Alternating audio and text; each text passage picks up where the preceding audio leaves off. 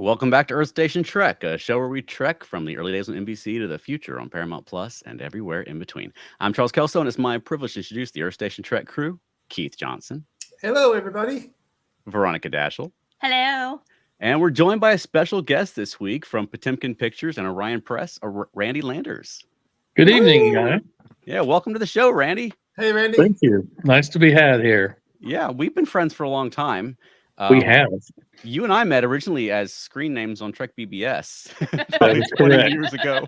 Wow, BBS. Yeah. Cool. But Randy, for folks who aren't familiar with Randy, you worked for many, many years. You ran Orion Press, fanzine. And I that's did. The 70s, right? 1979 through 2015, 2018. Okay. And then you transitioned over into the Potemkin Pictures, making fan films. Yeah, from one media to another. Right. Well, I mean, you're coming up on half a century of fan product. That's crazy. That doesn't even include the stuff that I wrote for Roberto Rogo or several other fanzines in the 70s. Yes. Wow. So yeah, we're going to talk tonight about some of your experiences making fan product because you've got a lot of output. Your studio, you guys are cranking things out. We like to stay busy, and at 62 and being retired, I have plenty of time to do stuff now. That's awesome. Randy, how did you get into Star Trek? Was it just simply you just simply watched it as a kid and loved it and kept going, or was all science fiction? My parents were Star Trek fans when it first came out. They sat down, watched Star Trek, and the next thing you know is I'm sitting there on Tuesday evenings watching it with them. Mm-hmm. And they got me books from the library, the Star Trek logs by James Blish, and man, been busy reading. And then around 2014, I read this book, Star Trek Lives, by Marshak Colbreth, and was it Jean Laura that wrote the other part, or Joni Winston? And from there on, I've been writing fan fiction and making movies. Wow. That's kind of amazing, given what you said your age is, that your parents were in a Star Trek. My mom would come by when I would watch it. I have two older brothers. They're both sci-fi fans. My mom would go, "Oh, there's that pointy-eared man again," and that's all she said. She never watched anything like that. That's amazing. My parents detested most of Irwin Allen's films and television series, and so I was like, well, "What about Star Trek?" And my mom was like, "Oh, it's the characters." And Mom's no longer with me, but I will never forget. Yeah, it's the characters, Mom. You were absolutely right. Yeah, absolutely right. I mean, Irwin Allen had the sort of the flashbang stuff, but yeah, I mean, what separates Star Trek is the writing. I mean, it really was. There's other things that I think Star Trek was a cut above things like Land of the Giants in a lot of respects. But I mean, the writing really separated it, and the fact they took those characters and the world seriously. It wasn't pirates in a pirate costume showing up. Well, the pirates in the pirate costume, that's fine. It's the giant lobster man or the carrot man or the skunk cabbage monster, which appears in every one of his shows. Or the fact that all of Irwin Allen's shows started recycling monsters between their shows. Yes. So there was always remember the space aliens with the silver makeup and the silver spacesuits? Yes. Yes. And the skunk cabbage was that two-headed thing. It was in Voyage to the Bottom of the Sea. It was in Lost in Space. Then it was back in Voyage. Then it was back in Lost in Space. And I'm like, that poor suit probably fell apart after 5 years. Yeah. But it's amazing that your parents actually curated sci-fi, because like what you were saying, back in the day, sci-fi, if Star Trek was on, people were like, well, whatever, sci-fi. Most people, who weren't fans didn't even think about Star Trek as being a cut above. It was just more sci-fi. So it's interesting your parents were kind of that, who took the time, because some people just lump it all together. It's very interesting. Yeah, I've always been amazed by people that did lump it together, because it's like, I don't get Star Wars and Star Trek confused. I really don't. And I don't understand why people, oh yeah, your show's got R2-D2 and Doctor Who and who? You got Doctor Who down in sick bay and Dr. Spark on the bridge. And I'm like, No.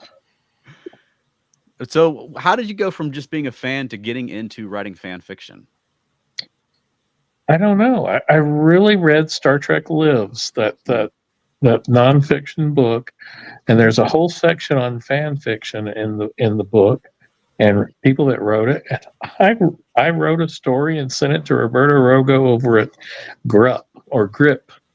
She had misspelled Grupp one time as Grip, and that was her fanzine, and she published it. And I've been doing it ever since. Wow. Seriously. And this is That back was when in 1974. Okay, so this was still with mimeograph machines, or had they moved on beyond the mimeographs by then? I think Roberta's husband owned a printer, a print. So I think it was offset printed. Okay. She even published some of my artwork, in which we won't. So when you go find old issues of Grupp, Yeah. look for Randy. But I decided to Grip anyway, not Grupp. But I decided though in '79, I want to do my own thing, and I did, and I've been going ever since. We published, God, probably a couple of hundred fanzines over the years, and tens of thousands of readers. And somebody says, "Well, that was a lot," and I'm like, "It was back then, but now one fan film of ours has got over 156,000 views. Yeah, we've had over 1 million views. So sorry, video killed the fanzines." Well, how long was Orion Press in print? From 1979 to 2013, I sold fast copy. And then from 2013 to 2015, I used fast copy as a customer. And then I used a print shop that I worked at in Birmingham from 2015 to about 2018. And then when we moved here in 2019, there is no affordable printing. I didn't have any relationships here in Lexington. So I stopped offering the zines. Okay. I did give Jim Rondeau complete rights to copy and print anything of ours in our catalog that he wants to.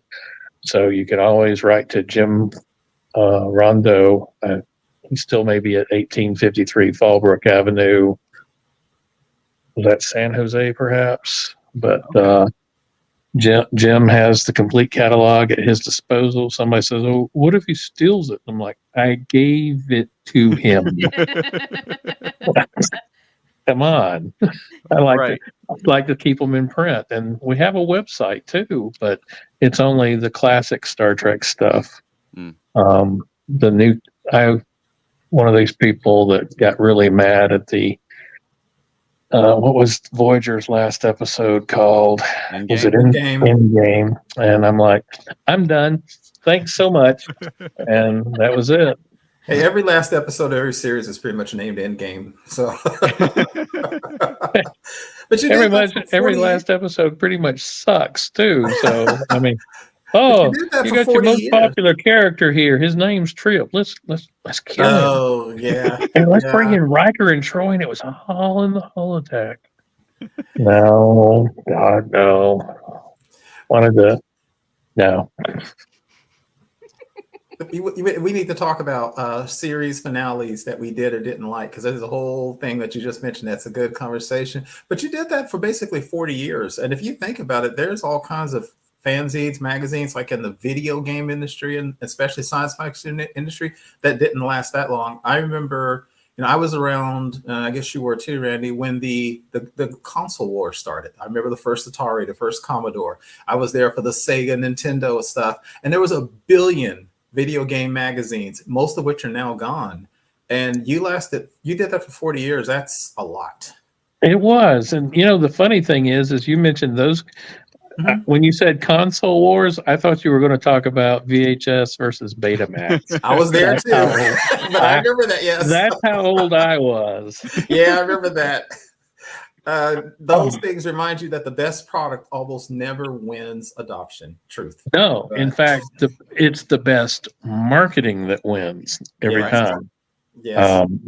I'm sorry, the VHS was inferior to Betamax, but you know what?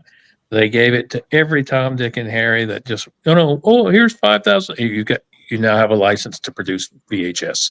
And what better way to just absolutely destroy your opponent? Yes, and Internet Explorer is inferior to Netscape Navigator. That's how far back we go. But yeah, for 40 years from BBS to digital printing, and that's longer than a whole bunch of publications you can think of. Yeah.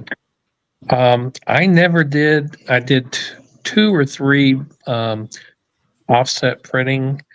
I never did the Mimeos, but golly, there were some great stories and some great zines back then with the purple ink and then the black ink. When it began to have black ink instead of purple, they were using digital duplicators, collating by hand. I basically, from the time I got to college, was doing this, and somebody says, "Well, where did you get it done at Kinko's?" Wow. And I was in there at Kinko's for 4 or 5 years, and they said, "You want a job?" I'm like, "Can I get an employee discount?" Next thing you know, I managed the Kinko's for a few years, and my wife graduated from tech, and we moved to Albany, Georgia. And I'm like, I taught school for 7 years, and I was using a Kinko's in Mobile, Alabama, and then 3 in daycare is more than the take-home pay of a teacher in South Georgia. So I said, well, time to start my own business. And I I created a print shop called Fast Copy, and it's still there today, even though I've sold it. And I used it for years. Somebody says, well, did you do them for free? And I'm like, no, but I charge myself $0.015 per copy. Gave myself a great deal. Yeah. Somebody says, well, did you make money on it? I said, oh no, did you ever see the prices on zines? I mean, the offset printing was cheaper for almost that entire time. And then once the offset went away, all the digital copying went up in price. I was paying less than a 1/10 of a cent per copy service click, and the next thing you know is I'm paying 5 cents per click, and I'm like, crap. Wow. Yeah, sometimes when technology increases or eliminates competition, prices go up, and that's exactly what happened, with the VHS and the Betamax. Yeah. After Betamax was gone, next thing you know is they went up on their prices. I need to jump in real quick with some comments because we've had some folks that came in early. And welcome, y'all. Wayne, Matt, Wayne? I'll say hi. And then Matt chimed in with, I remember cons in the 80s where you would have tables full of fanzines being sold. Yeah. That is, I would have 2 tables at some conventions like Shore League. And somebody said, how many zines did you sell? And I'm like, 800. Well, we sold 4,000. I'm like, yeah, I'm power to you. Good for you. Yeah, I'll still at conventions, at some of the smaller cons especially, like there'll be that table with a box of zines underneath the table, and that's what I'll go digging through those and come home with way more fanzines from the 70s than I need. Well, you will never look at it again. I have a whole bookshelf downstairs. It's as wide as the wall behind me, and I'm like, it's got to stay downstairs because I don't rule upstairs. Right. Downstairs, I'm allowed downstairs, but I'm not allowed upstairs with Star Trek stuff. Well, now eventually you made the transition over into fan films. I did. And now there's been sort of the phenomenon of fan films over the last 15 years where you had like the ones that came in that had money and money and power and glory and right. But yours are like the real fan films where it's like my buddy's got a bridge in his basement type fan films. I have a bridge in my basement. Right. I know. I mean, it's beautiful too. It's the best one that we've had yet. We've done it 4 times. The first time it was on the carport, and then the second time it was in a warehouse that was costing me $200 a month. Oh, geez. That's a good deal for a warehouse. Yeah. It was. It was Albany, Georgia. You could get a warehouse all $200, y'all. No air conditioning. Wow. But that's okay. And then that was the first studio that I visited back when you were in Albany. did you even visit that one? Oh, yeah, I drove. That's a drive from where I live. It's 3.5 hours from Mableton. Yeah. But that, I mean, it's just a cool setup because it's like pieces of sets just everywhere you turn. You turn around and there's the brig. Well, and it's funny you should mention that because I'm like, I need a brig. I don't have a place to put it now. I've got a sick bay, I've got a transporter room, I've got a briefing room, which we didn't have at the other studios. I got a huge bridge with a turbo lift, a corridor, got a shuttlecraft in the basement. I've got a Klingon bridge. The bottom, like I said, the top floor, the first floor, that's my wife's. The bottom floor is Potemkin Pictures Studio. What gave you the idea to do fan films, and where did you get your experience with any of that, building sets and lighting and all that stuff that you had to learn? Keith, I read this article and I read it online. It was about Paragon's Paragon. Okay. And it was, these people were making a Star Trek fan film. And they had cardboard sets. And I'm not talking about the thin, flappy stuff. I mean, it was the thicker cardboard sets. And they were building them, they were painting them. And you can see this thing on YouTube if you look up Paragon's Paragon, but you can't see the whole episode. And part of it is that some of the stuff that they did was like, ooh, you can't do that. Yeah. And like you have a white lady playing Uhura and yes, and blackface. Yeah. Oh my. Yeah. Yeah. That's what people did.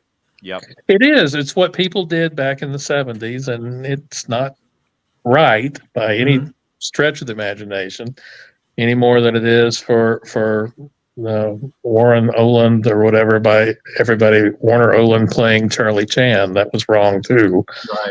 Right. And we just have to, we've moved on, we've progressed. Right. And that's good. But I read that article and I watched a couple of fan films like Farragut, Starship Farragut, and a couple of Star Trek. What is it? New Voyages, which was phase 2 for a while, and back to New Voyages. And I'm like, I can do that. And then it was the same thing when I was doing fanzines. These wonderful people, these wonderful editors and story writers would work for 2 years to release one zine. It would be 300 pages and it would be perfect bound, full color cover, perfectly printed in beautiful paper and offset printing. And I'm running the Kinko's and we've got a 190-page fanzine right now. And same thing with our fan films. It's like somebody says, well, how satisfied are you with it? And I'm like, I'm 95% happy with most everything we do. And I think that's pretty good. Yeah. I mean, sometimes getting something done is a major accomplishment. Right. I mean, a lot of people plan things for a long time and never get something actually out. So it's satisfying to actually complete something and release it. Yeah. I mean, we've taken one of your stories, the charming one with the alien among us. I mean, that's absolutely one of my favorites. And you can never tell what's going to win, have like 10,000 views or 2,000 views. And sometimes our best stories get lots of views and sometimes they get not so many. Right.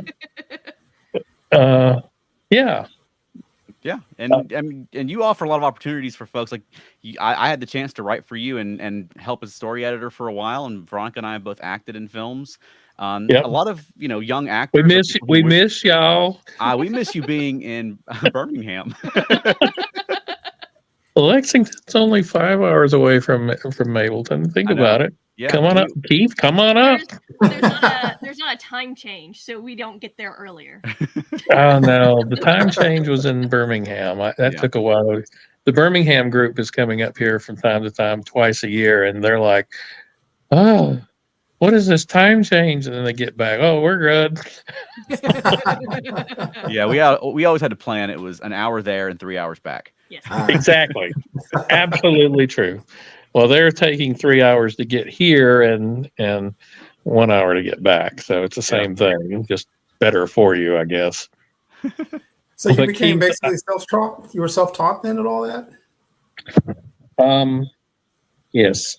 Wow. I have had absolutely no classes in digital work. When we started filming the movies, I didn't edit. I edit them all now. Well, not all, but 95% of them. I learned, but when I had the print shop, I learned how to do PageMaker, and I learned how to do Illustrator, and I learned how to do Photoshop, and you know, you just have to. I'm one of those guys that, and I cannot read a book, an instruction book, and say, oh yeah. My wife's uncle writes books like that, and I can't understand what he's saying anyway at Thanksgiving. So it's like, I'm up here. Can you look at me? Okay. Nice guy though. But you know, I'm one of those guys. There's very little difference between creating something in text and creating something in video. It's just like a different language, but it's the same idea. Right. You have to have a timeline. You have to hang pieces on the timeline. Just like you had to have a table of contents and stories to plug in. And we do a pretty decent job with it. Yeah. I'm really proud of some of our latest work in particular. And we're getting more and more people involved. You know, Chuck, come back to the dark side and join us. We need to. We've talked about it. But that was one of the things that really got me interested and inspired me to get involved with what you guys were doing, because they're low budget fan films. They're, absolutely shot basic sets, but you guys really focused on story. And back when Dave Eversall, our mutual friend, was working as story editor, and it was about the writing more so than, who's the guest star this week. Dave is still working with us. Oh, good. I actually sent him something the other day, and I said, I don't know how to write a Western. Fix this. Because, I never liked Westerns. My grandmother would watch Gunsmoke and would make me, wait until Gunsmoke was off, and then I could watch the 10 o'clock Friday night Star Trek. And I'm like, and if it ran late, oh my gosh, it was terrible. Gosh, I watched every Western but Gunsmoke coming Did up. you? Yeah. Oh gosh, I'm a huge Western fan. I still watch Tales of Wells Fargo when they come on. I have never heard of that one. What Westerns did I did watch? What was the one with Jim West? Oh, yes. Wild Wild West. Wild West. Wild Wild West. Yeah. I did watch that one. Yeah. But that was more like science fiction anyway. Yeah, it was kind of what was it? It's kind of cyberpunk, right? It's not cyber, it's cyberpunk. I would call it cyberpunk. Yeah, it's steampunk. It's steampunk. That's steampunk. It. Yeah. But Westerns weren't far removed from Star Trek. Gene Roddenberry came out of working on Have Gun Will Travel, and a lot of that language carried over into everything on television, but science fiction in particular in the 60s. Well, and that's how he could sell it to the network. He went to them saying, "This is Wagon Train to the Stars." Right. Well, it is. Yeah. And I had forgotten he wrote Have Gun Will Travel. Isn't that the one with Paladin? Yeah. Yes. That's a pretty darn good one. That's probably my favorite of that era of Westerns. Yeah. And it's funny because they couldn't let go of the Western idea, because I was just listening to an interview with Rick Berman yesterday with the guys from Enterprise, and he said when they pitched Deep Space Nine, they went back to that Western well and said, well, if Star Trek was what was it, Wagon Train, then Deep Space Nine was the Rifleman. Right. And so they were still, and especially when you had Ben Sisko and his son, just like the Rifleman and his son. So they were still holding on to the Western thing. I don't know if that worked nowadays, try to get something sold, but it did then. My wife watches one on Paramount Plus. Yellowstone. Okay.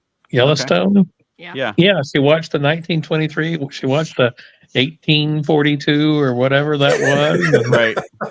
I'm sure there'll be a 1712 one coming out soon. And there's a Bass Reeves one that just came out. Yeah. The what? Bass Reeves about the guy, the black Oh, marshal. yes, and that's a true story. So Yeah. that's even better. Yeah. Yeah. So I mean, my wife can watch the westerns. I can watch the Star Trek, and and we have Paramount to thank for that. Let me jump in with a comment. All When we right. were talking about Potemkin pictures, Elaine said, "Sounds like an Earth Station Trek field trip to me." More Hey. than welcome. Come on, come on. And then we had a voicemail on our voicemail line. Yeah. So I'm going to play the voicemail real quick. We could react to that. Okay. Hey, regular listener Matt Sweatman here. A couple of show ideas I thought I'd pass along. One, I had an idea that I don't think you covered some of the fan films out there.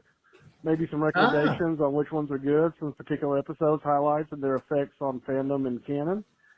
And also, since you've done Kai Wynn, since you've done Gold Dukat, I think an episode on Wei-Yun would be kind of cool, kind of the three big baddies from DS9. So, yeah, those are just a couple ideas, and to hear from you guys, and I'll bring, if I have any more ideas, I'll call back.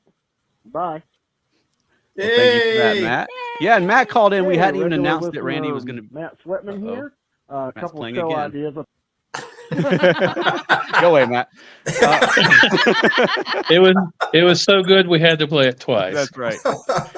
Yeah, Matt didn't even know you were going to be on, so we hadn't announced that yet. So, but yeah, he had his first question was about fan films. If you could make any recommendations of fan films. Okay, I recommend Starship Farragut a lot. Yeah. They're a bigger budget than ours are by far. And then the highest budget one that I like the most is Star Trek Continues. I mean, it really is solid.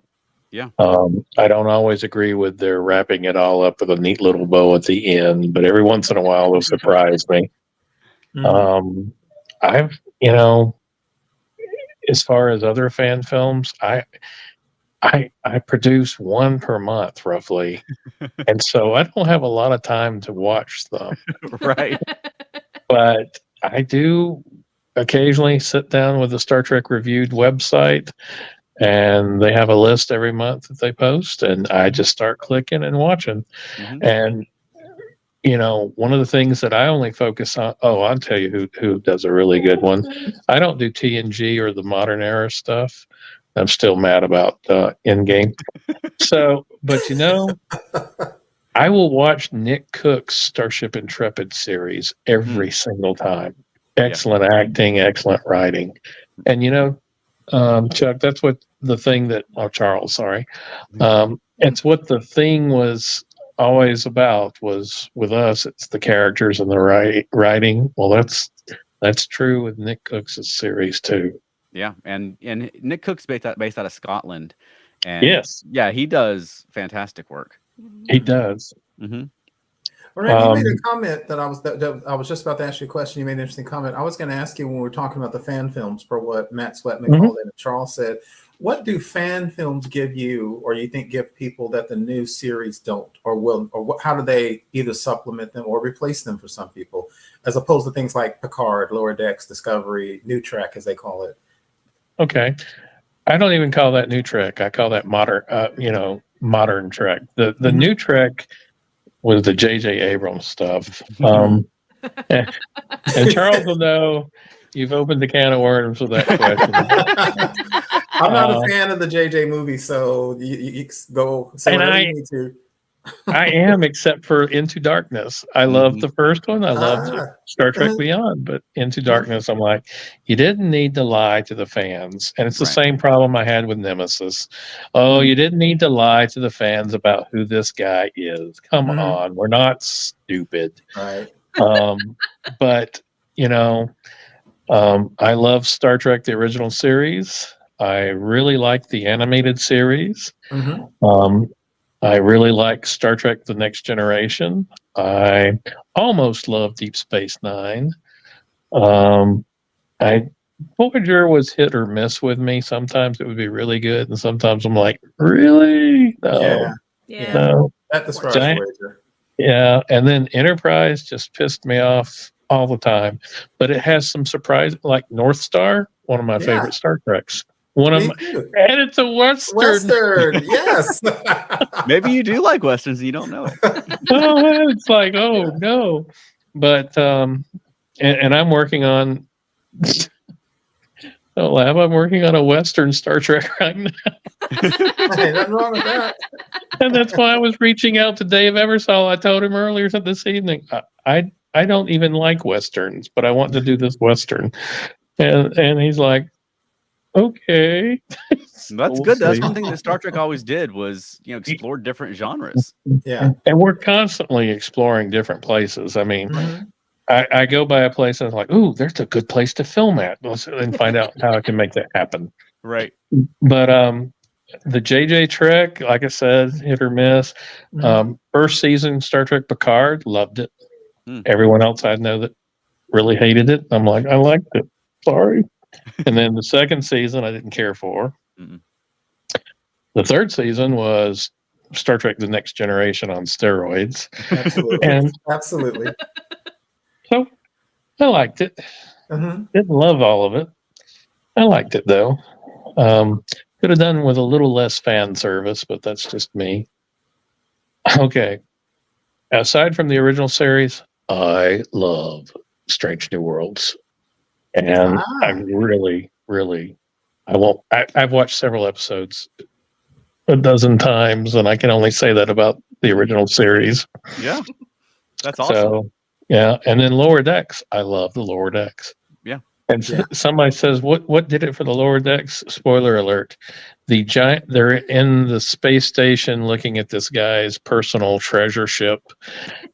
And there's a 50-foot skeleton up in the ceiling, and it's got a blue Spock uniform. Yes. And I said, oh my God, it's Spock 2 from the animated series. From the Infinite Vulcan, yes. Yes. Written by Walter Koenig. Yeah. So I'm like, okay. Yeah.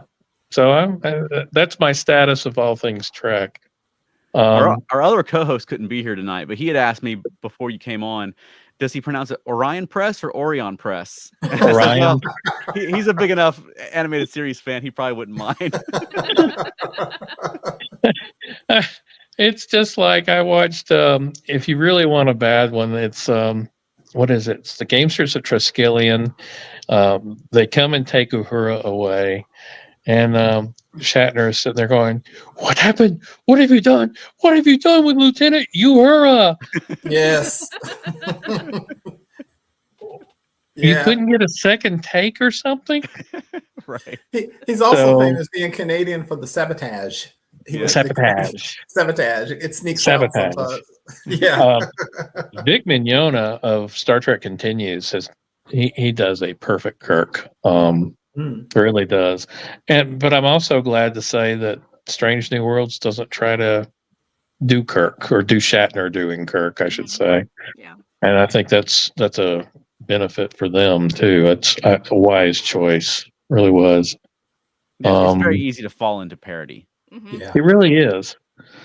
But some of the parody, like I guess it's in Star Trek Beyond when Kirk is talking to the aliens, and we find out they're just giant gremlins, or not even giant gremlins, tiny little gremlins, right? Furry little things with teeth, and I'm like, oh, that's funny. And he kind of Shatnered it up, and that was fine too. Yeah.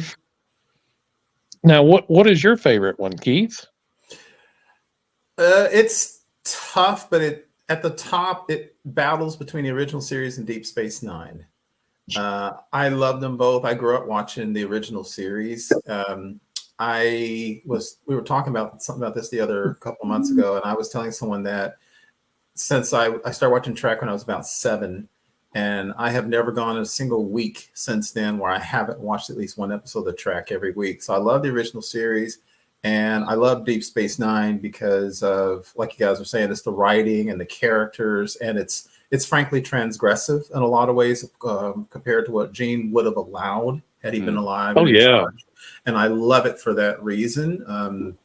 And I love Avery Brooks. I mean, I know him, of course, as Hawk from Spencer for Hire. Spencer for Hire, yes. Yeah. but he became, the whole joke is so many of the newer series didn't get good to say the third season. And of course, as everybody knows, the joke with Deep Space Nine is when Cisco shaved his head and got the beard back, he changed, the show changed, everything changed. Well, I thought he was so emasculated.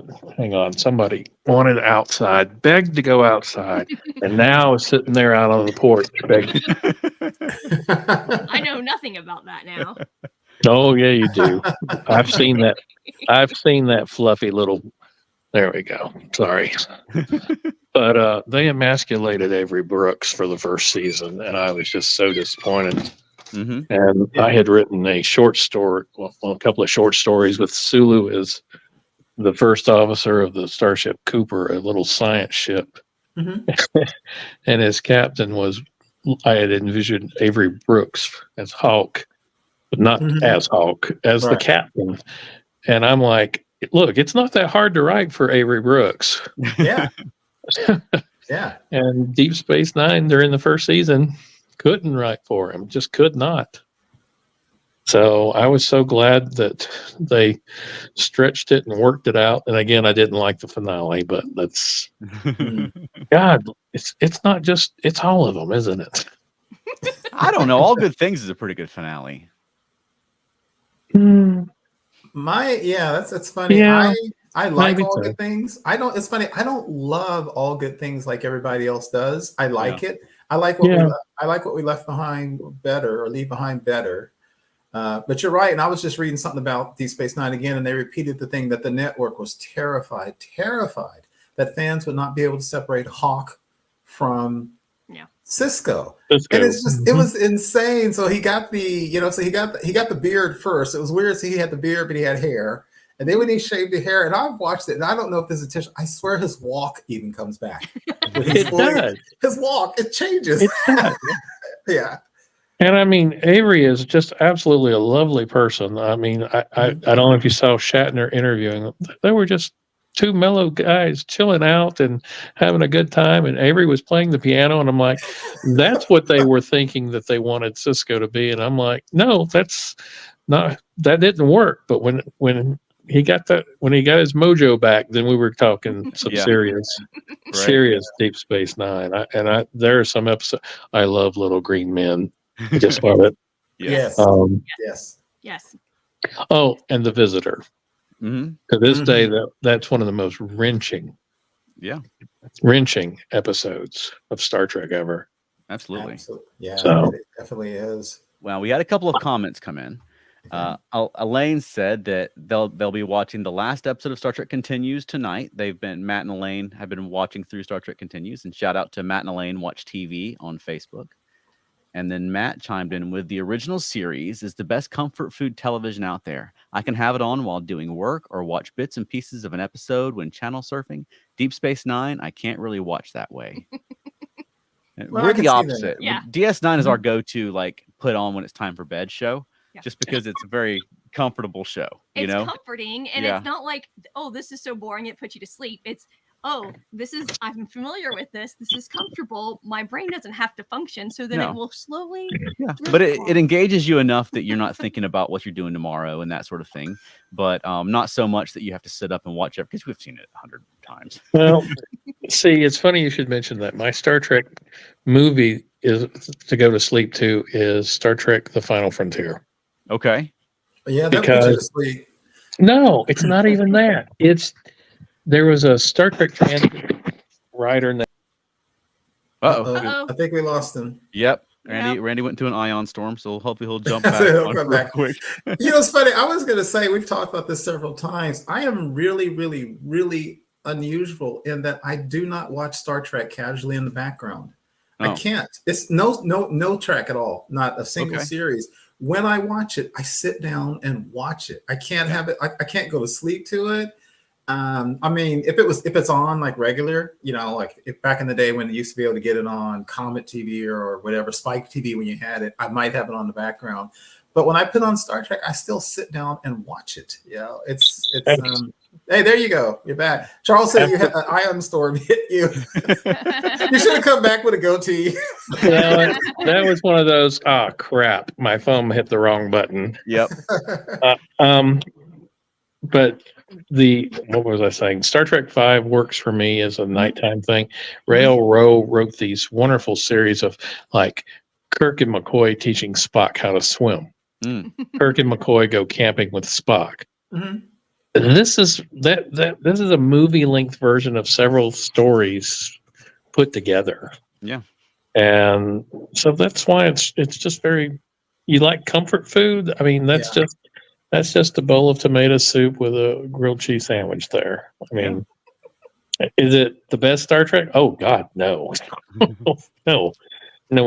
But you know, somebody's sitting there going, "It's the worst Star Trek ever," and I'm like, clearly you haven't seen Nemesis.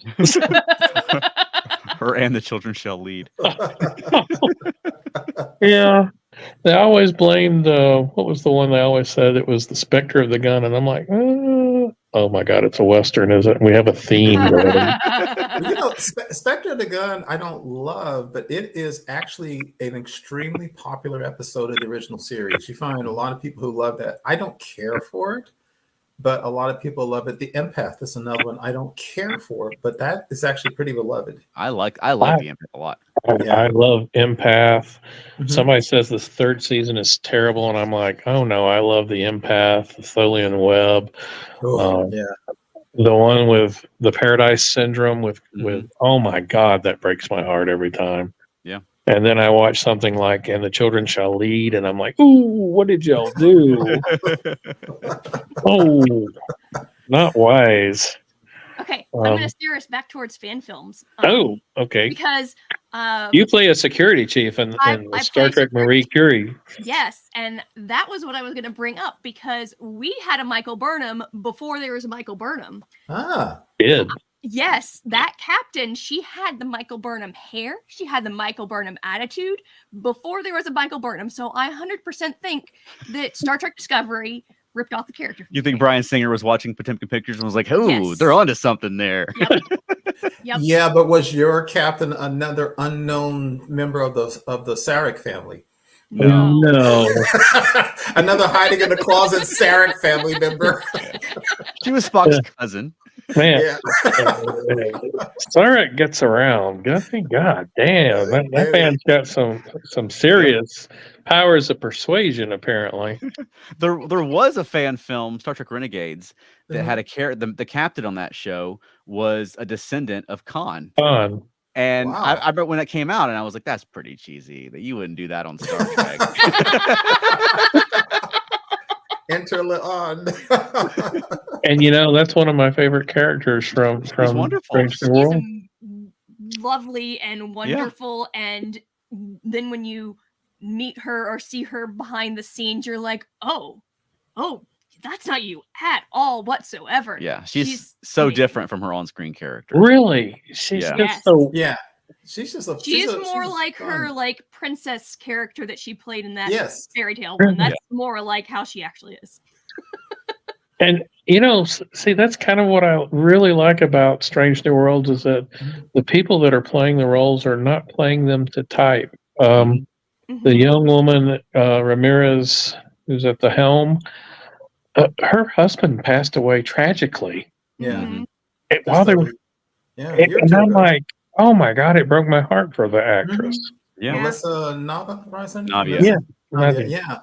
Yeah. Randy, it's funny you say that about Strange Worlds because I've had to self-edit myself because these guys will tell you. I will do something like I'll say, I like La'an's character, and then I'll do that. Yeah, you know, I really can't stand the fact that there's a cynical Khan on the show. And so I've had to edit out it's kind of understood. You don't like that there's a Khan, but you don't get him started on the Gorn. Yeah, exactly. Okay, now the Gorn suck. Okay, no doubt about that.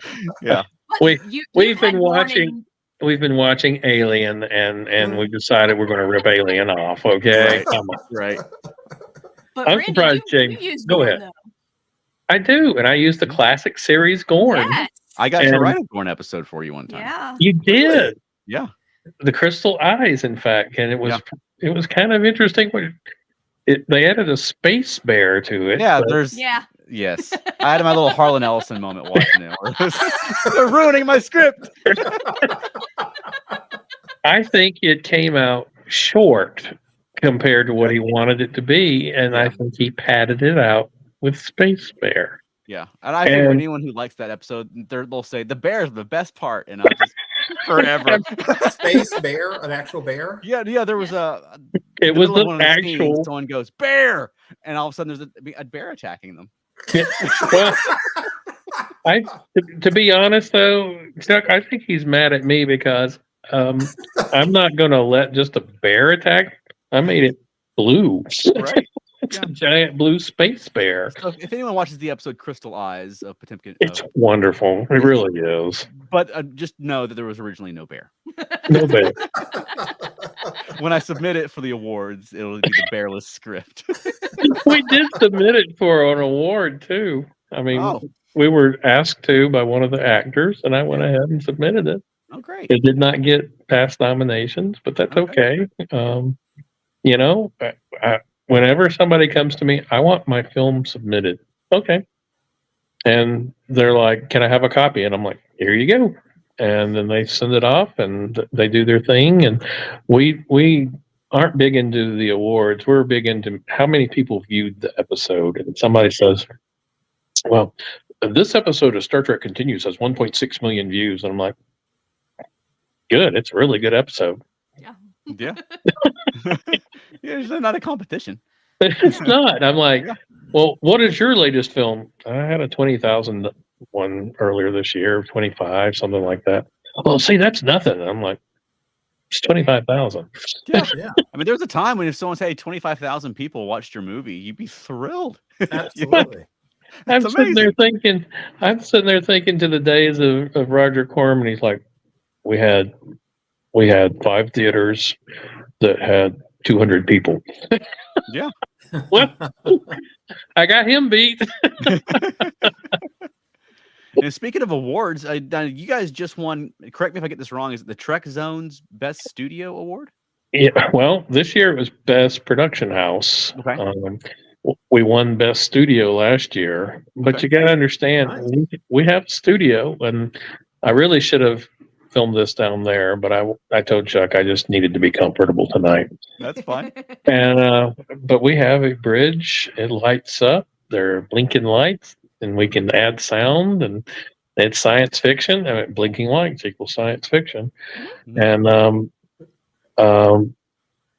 man, they were sitting there going, "You've got all this down there in this basement," and I'm like, "Yep." What does your wife think? It's downstairs. As long as it doesn't come upstairs. That is correct. It cannot come upstairs. I don't know.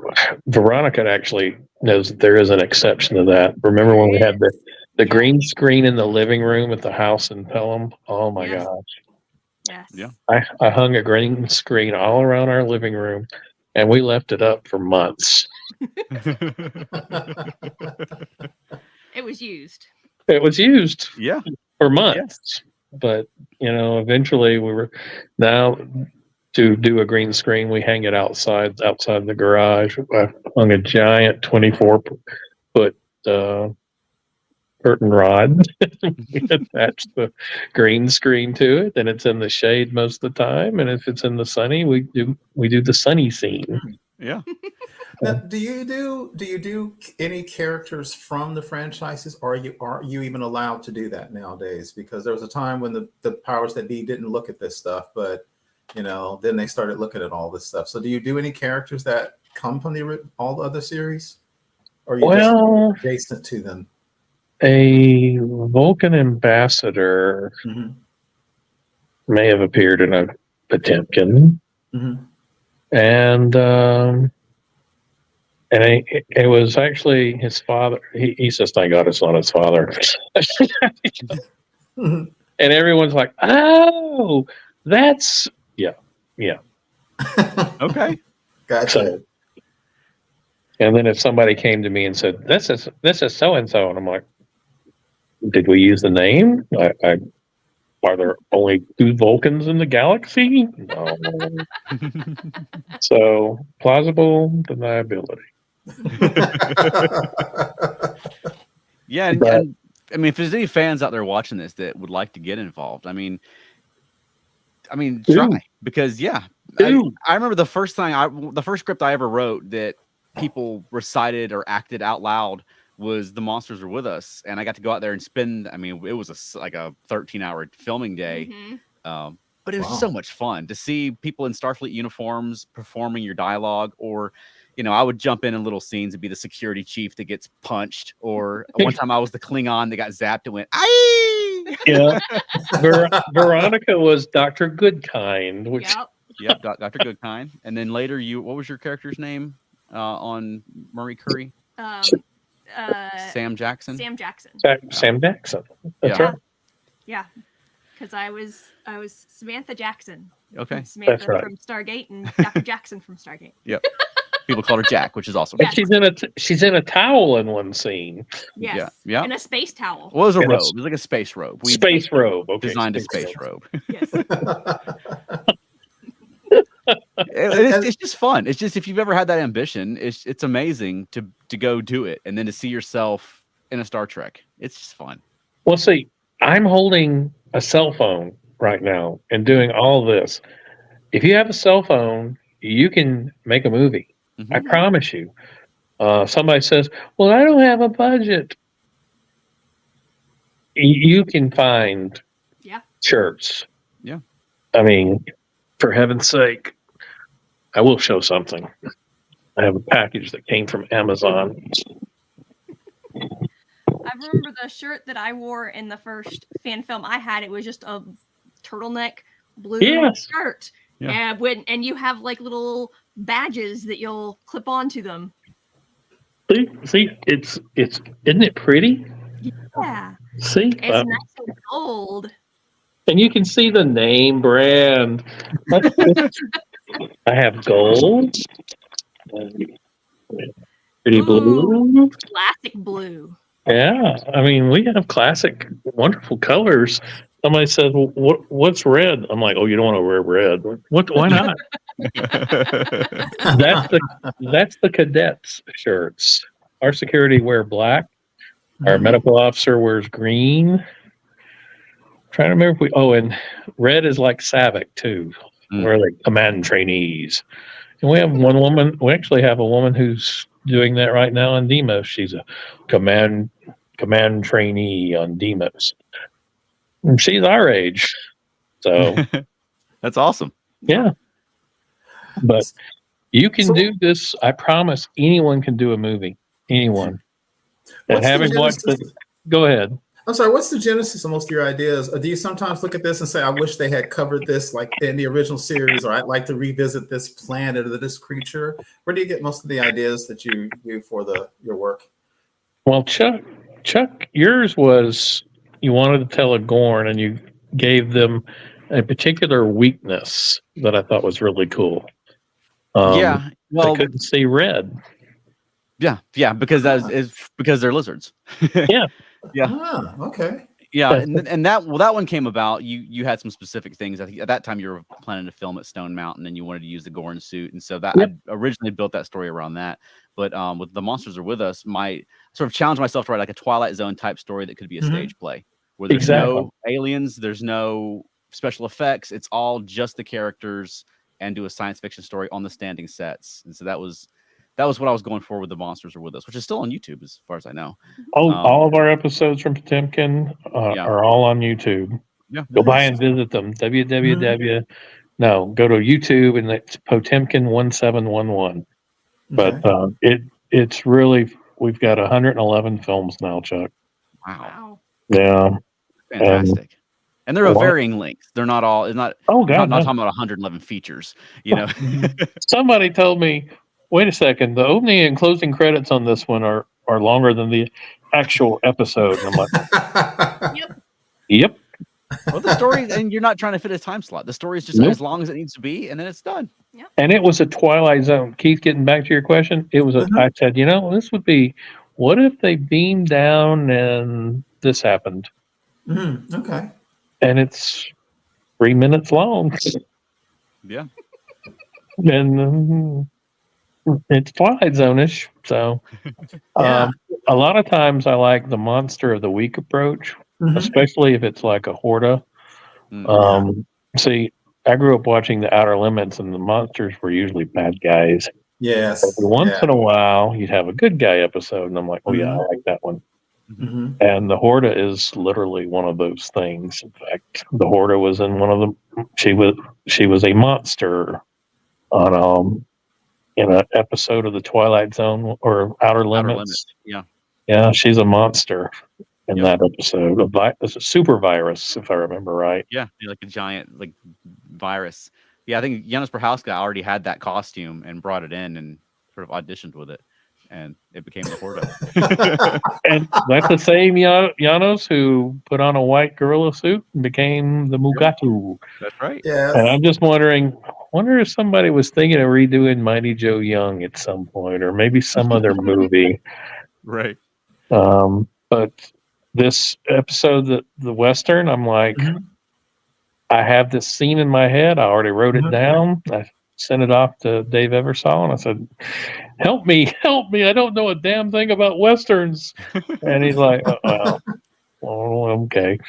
So, but you can never tell where inspiration will come to you. It might be a location. It might be something like a monster. What if, or, one of my more recent episodes for Tristan was they encounter a world where everyone has lost their sight.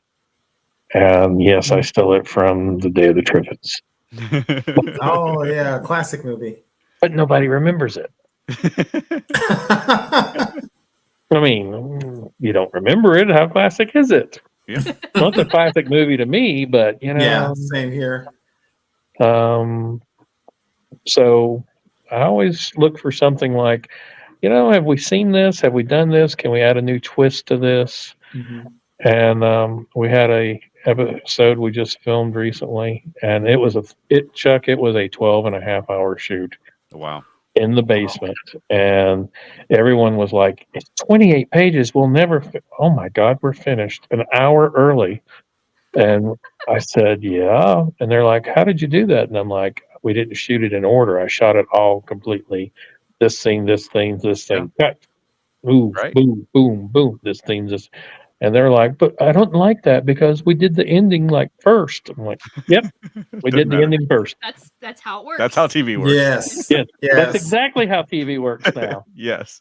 If you had a nickel for every actor that talks about how they film like the saddest scene in the movie, like the death of somebody in the movie at the beginning of the movie, and then like they got to do 2 months of working with that person while they're alive or something like that. It's just the way it goes. And then they say, that's not how I would do it now. Can we redo it? And the answer is nope.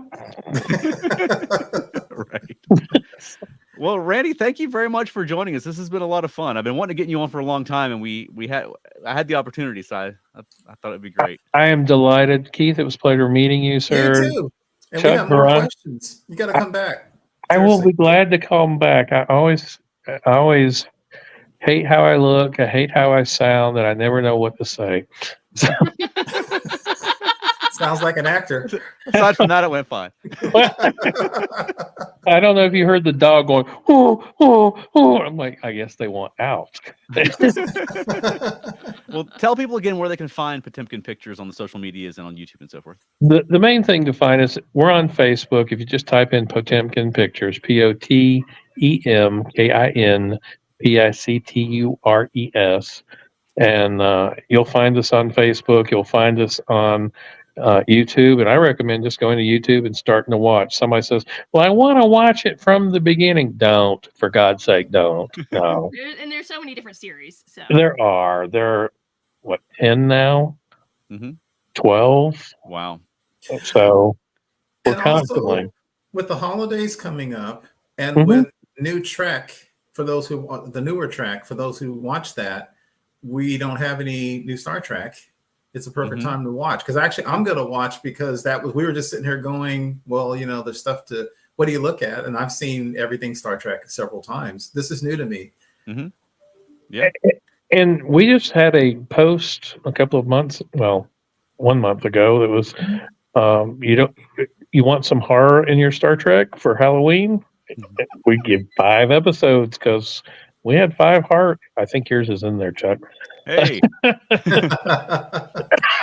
But the other thing that I really liked about it was if you had to watch one episode, watch Dreamtime and Empyrean. That's 2, I know, but I can't count anyway. But Dreamtime is a wonderful throwback to a Star Trek that will mean a lot to a lot of people. And Empyrean is just a very what if it's another one of those tragedies, and Empyrean is a tragedy, and Dreamtime is a uplifting success. And I really recommend. These are our 2 newest releases. They're fantastic. I promise you. Great. awesome. On the list. All right, All right. Keith, where can people find more of you? You can find me on X and Facebook, primarily the ESO Network Facebook groups. And how about us, Veronica? Feltnerdy.com. Yep, and we had announced last week that December the 9th, we're going to be at Jesus' birthday party with strippers. Happy birthday, baby Jesus. But this is a burlesque and drag and It's not something baby Jesus should go to. No. But Oh, we ran into a situation for the first time this year that our 2 favorite shows to perform out in Atlanta, Sinful Variety Show and the Puck and Puppet Show, are the same night. And so we had to just pick one and go. But the organizers of those shows got together and worked it out so that we can appear in both shows the same night without us having asked. Yeah. And so they gave us the option of, hey, if you want to be in the first act of this show and then race across town and be in the second act of this show, you're welcome to. And so we're like, why not? let me guess. One is in Roswell and one is in Hateville, or no, Decatur. Both Atlanta, fortunately. So Okay. you have 2 chances to see us on December 9th at the Sinful Variety Show and the Puck and Puppet Show. We'll be making 2 appearances that night for the first time. So that's going to be wild. Yeah. And are you doing the same show for each? No, we're doing very different things for each. Ooh, see, that's even better. Yeah. All right, Veronica, where else can people find us? Monkeying Around, a podcast about the monkeys. And do you have a closing for us this week? Anything Star Trek-y? Live long and prosper. Hey, that works.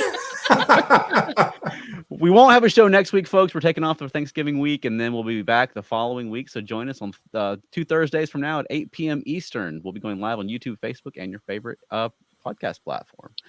Everyone, have a great night. Really enjoyed being here. Thanks so much for having me here. Well, thank you. Thank you.